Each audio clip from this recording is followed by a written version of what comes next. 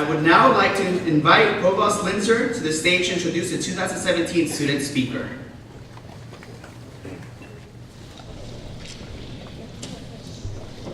Elisabeth Lusche is a trumpet performance major in the Beanan School of Music, originally from Auburn, Alabama. She is a student of former principal trumpet of the Cincinnati Symphony and Pop Orchestra's Robert Sullivan. At Northwestern, she has served on the Beanan Student Advisory Board as a peer advisor and as the director for the Beanan on the Wildcat Welcome Board of Directors. Elisabeth has played in all 5 major performing ensembles in the Beanan School of Music. She would have been playing here in front of us today, but she's speaking instead, and has played in master classes for some of the world's leading orchestral and solo trumpet players. This summer, Elisabeth looks forward to returning to the Chosen Vale International Trumpet Seminar. It is my pleasure to introduce to you the Honors Ceremony 2017 featured speaker, Elisabeth Lusche.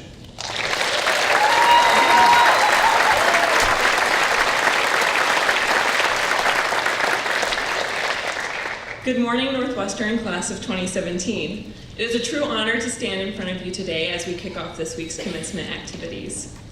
I want to take a moment to recognize the other equally important members present at today's ceremony, our esteemed faculty, our family, and our friends. Welcome. Today we celebrate you all as well, for this day could not have come without all of you. These people, both those present today and those whose absences we feel especially on celebratory days like today, are the ones who went before us, who watched over us, and who stood behind us on this journey. So, class of 2017, I hope that as you look forwards today, you feel the support of those who sit behind you. And in the days ahead, once the caps and gowns are off and the pressures of life are on, you can recapture this moment and remember that you've got people. And these people have been through every surprising, scary, exciting, and proud moment with you. It is also a special honor to be here today with the recipients of the Distinguished Secondary Teaching Awards. With my education wrapping up, I've been doing a lot of reflecting about the teachers that have impacted me. One of those teachers was my senior year English teacher, Davis Thompson. I could credit Mr. Thompson with a lot of things, but one of the biggest gifts he gave me was a love for poetry. On the last day of high school, Mr. Thompson read us a poem that I'm reminded of today. "The Trail is Not a Trail," by Gary Snyder. I drove down the freeway and turned off at an exit and went along a highway till it came to a side road. Drove up the side road till it came to a dirt road full of bumps and stopped. Walked up a trail, but the trail got rough and it faded away. Out in the open, everywhere to go. Personally, graduation feels a little bit like walking down the fading trail that Snyder references. And even as someone who enjoys hiking, I really like having a trail. It's just my personality type. It's a challenge for me to enjoy uncertainty.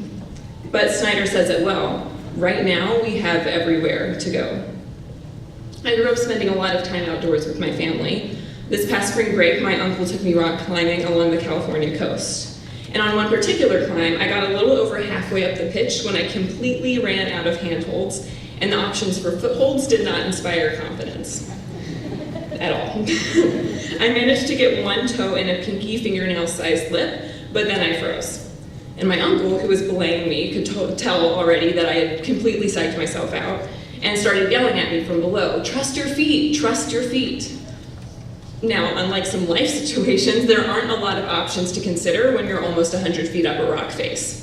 You're either going to go up or you're going to go down, and either option could end in failure. But only one of those options has the potential to end in success. So, I chose to go up. I trusted my feet, and as soon as I took the one step, another appeared.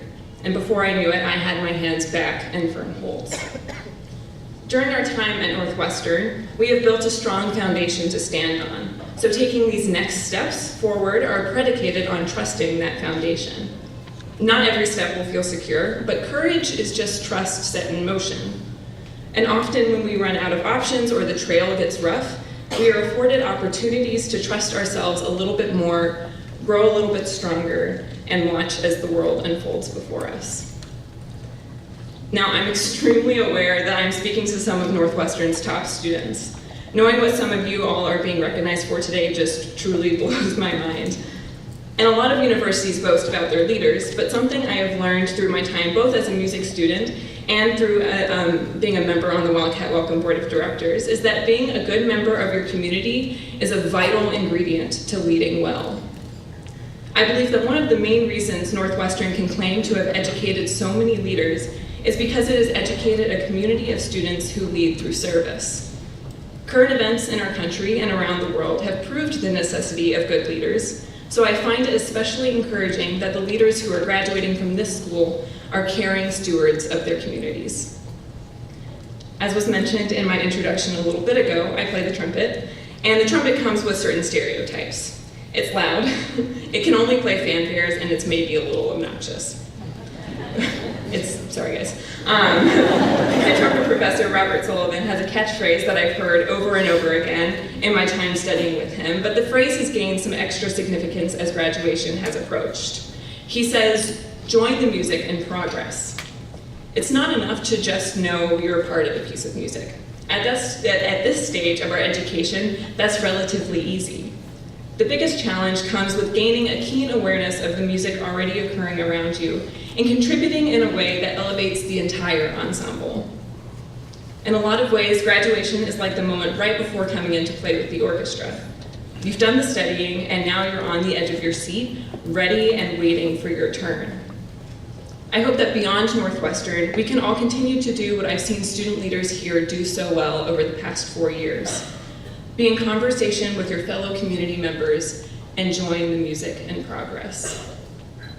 One of my all-time favorite quotes, however, comes from the American composer and philosopher John Cage.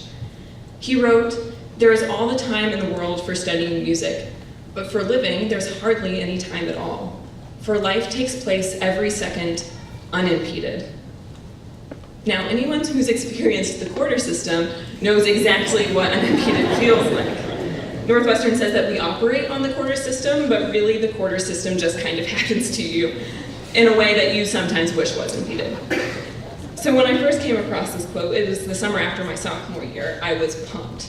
I thought, yes, this is the excuse I've been looking for. John Cage says I should spend less time in my small, beige, dimly lit practice room. Because that's what we all wish our professors would tell us, right? Study less, live your life, be free. Well, predictably, that's not how that works. Not all the time, at least. It took me another full year to really understand what Cage meant. That music, or whatever it is we choose to study, cannot and should not exist in isolation. When we open ourselves up to a world of experiences, we become not merely masters of our craft, but masters of ourselves. That opening up, that kind of vulnerability that it is required to live life unimpeded, is risky. It requires one to be brave. And I am humbled and proud to say that I have shared this campus with the most courageous, inspiring, and passionate students. Northwestern students have time and time again stood up for themselves and others, and I am extremely thankful to Northwestern University for providing a space where we can learn to live unimpeded.